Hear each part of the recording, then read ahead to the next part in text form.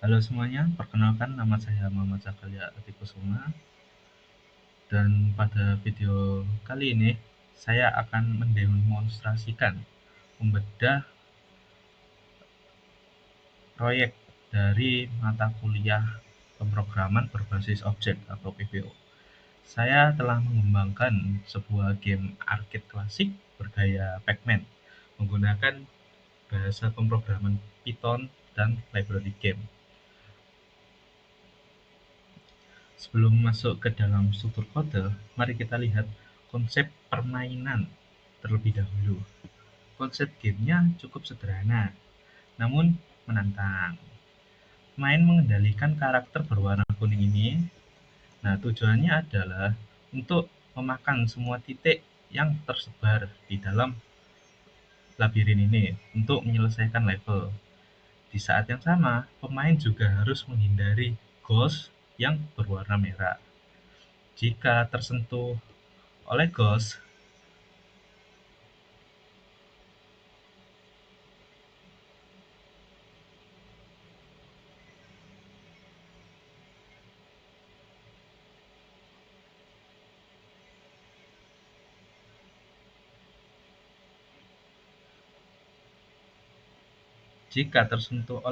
maka game over. Game ini juga dilengkapi dengan sistem multi-level, di mana jika semua titik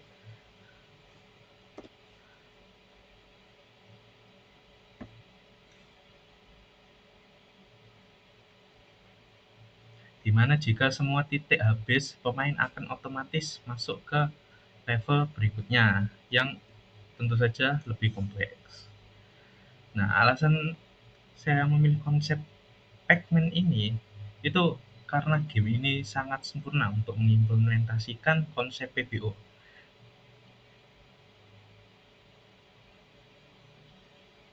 Seperti yang kalian lihat, banyak sekali entitas kayak karakter pemain, ghost, terus ada temboknya juga yang berwarna biru itu, dan ada titik-titik putih yang menjadi poin atau makanan dari si Pac-Man-nya ini.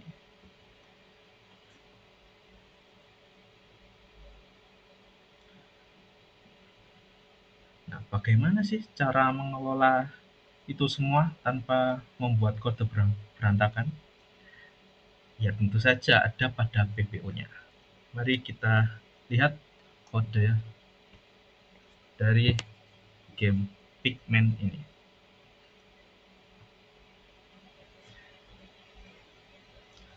Sekarang kita masuk ke dalam kode programnya.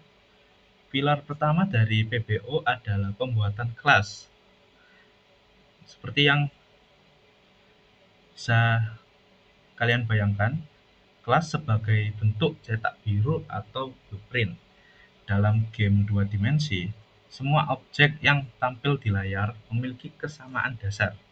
Oleh karena itu, saya membuat sebuah kelas induk atau parent class yang bernama entity.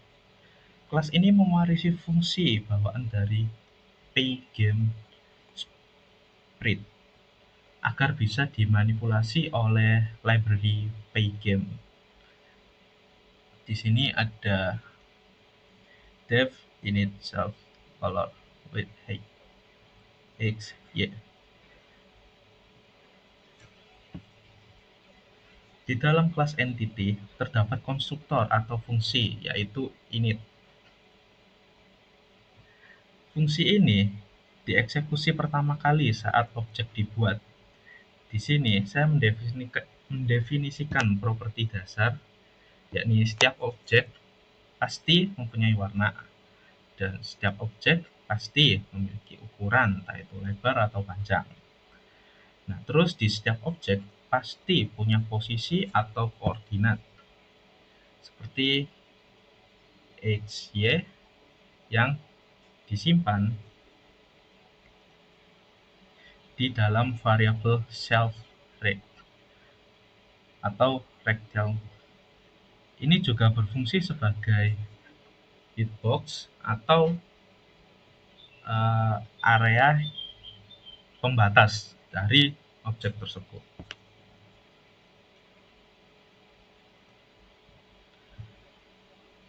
Setelah memiliki kelas induk, saya menerapkan konsep inheritance atau pewarisan. Maka kita lihat kelas wall nih atau tembok, dan kelas dot ini atau sebagai makanan dari si pigment ini. Keduanya adalah child class atau kelas anak dari entity.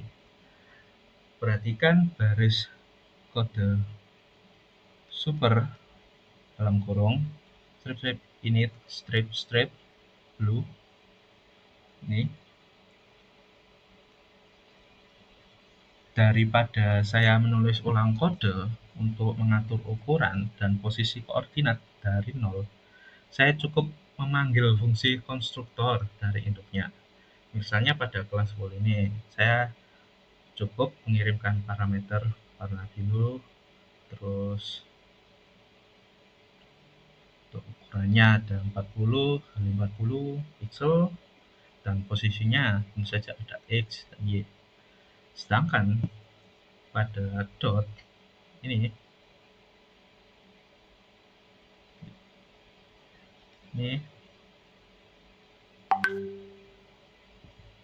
saya menambahkan fungsi pygame draw circle agar wujudnya menjadi lingkaran putih kecil yang seperti yang saya lihatkan tadi.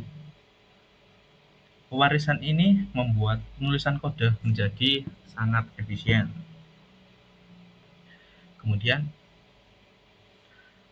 selanjutnya ada kelas yang dinamis, yaitu player, dan juga ada ghost nih. Nah, keduanya juga mewarisi entity, namun mereka memiliki metode tambahan, yaitu update ini. Nah, disinilah letak perilaku spesifik mereka diatur. Pada kelas player, pemain bergerak berdasarkan input keyboard yang merubah variabel kecepatan ini dx untuk sumbu x dan juga dy untuk sumbu y. Namun ada logika penting di sini, yaitu deteksi tabrakan tembok. Nah, cara kerjanya adalah karakter digeser untuk searah sumbu X. Lalu program mengecek menggunakan Spirito Collate apakah karakter menabrak tembok atau tidak. Jika iya, karakter akan dipaksa mundur agar tetap menempel di sisi dalam dari temboknya itu. Jadi tidak akan menembus tembok yang sudah ada. Hal yang sama diulang untuk sumbu Y juga. Ini memastikan pergerakan yang mulus di dalam gamenya.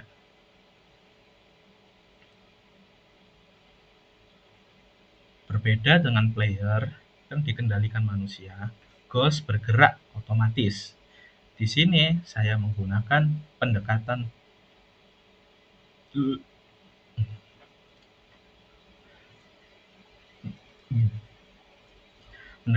polymorphism, di mana metode update milik Ghost itu memiliki isi yang berbeda dengan player. Ghost ini akan menyimpan posisi lamanya. Jadi alt di sumbu X dan alt di sumbu Y. Sebelum langkah. Jika langkah terbarunya ternyata menabrak tembok, Ghost akan dikembalikan ke posisi lama. Lalu fungsi random choice akan memilih arah baru secara acak, entah itu atas, bawah, kiri, atau kanan. Itulah sebabnya Ghost terlihat menyusuri labirin.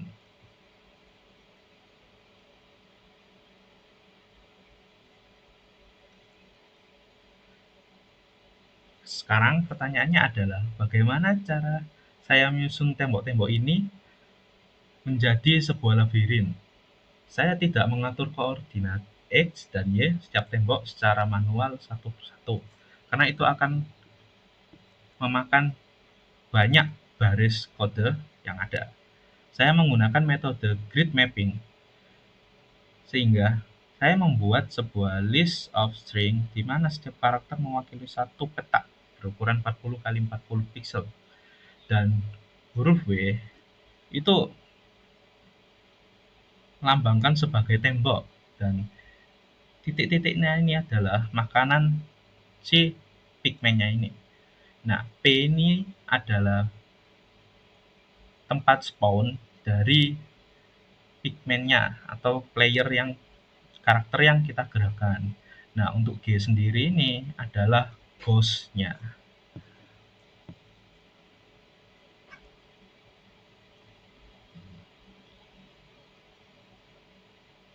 Lalu saya membuat fungsi create level. Fungsi ini menggunakan nested loop atau perulangan bersarang. For untuk membaca baris demi baris dari teks peta tadi. Saat fungsi ini menemukan huruf W, ia melakukan instansiasi, yaitu menciptakan bentuk nyata dari kelas wall menjadi sebuah objek ke dalam memori komputer. Ini membuktikan bahwa desain berbasis objek sangat terstruktur. Kita bisa merancang puluhan level baru hanya dengan mengetikkan karakter di dalam teks.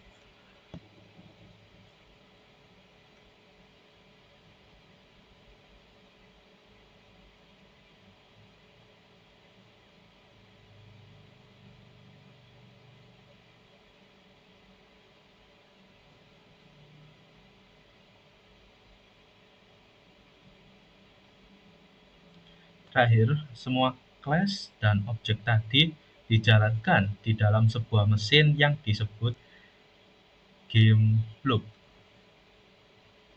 Game loop ini berjalan 60 kali per detik atau 60 fps.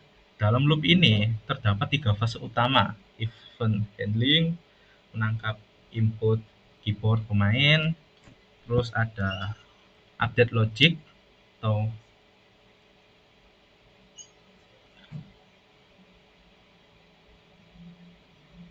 memanggil fungsi update pada semua objek agar mereka bergerak, serta mengecek dari collision. Di sini bisa dilihat jika objek player bertabrak dengan grup objek dot,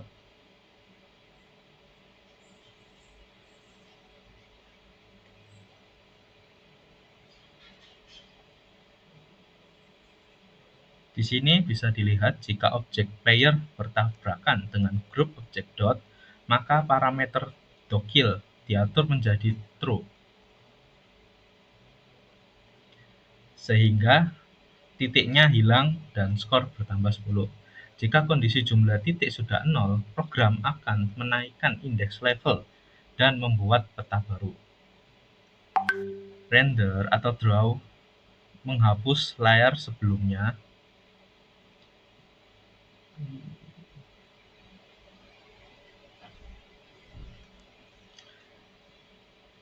Render atau draw itu menghapus layar sebelumnya dengan warna hitam, lalu menggambar ulang posisi terbaru untuk semua objek di layar komputer.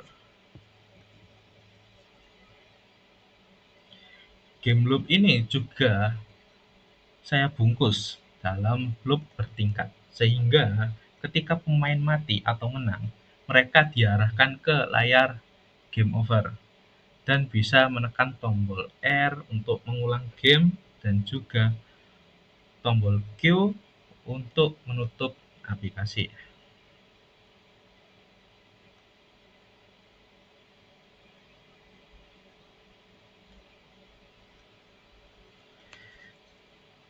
Nah, demikian penjelasan mengenai proyek game Pigman saya. Nah, kenapa sih kok bukan Pac-Man? Nah, karena saya terinspirasi dari Pac-Man. Kemudian nama gamenya ini saya ubah jadi Pigman. Ya walaupun hampir mirip, cuma beda di A sama I aja. Nah, melalui proyek ini dapat disimpulkan bahwa penerapan konsep pemrograman berbasis objek seperti kelas, objek, dan inheritance bukan sekedar teori, melainkan solusi praktis yang membuat pengelolaan data dan interaksi dalam aplikasi yang kompleks menjadi jauh lebih rapi, terstruktur, dan mudah untuk dikembangkan di masa depan. Nah, terima kasih untuk perhatiannya dan sampai jumpa. Terima kasih. Wassalamualaikum warahmatullahi wabarakatuh.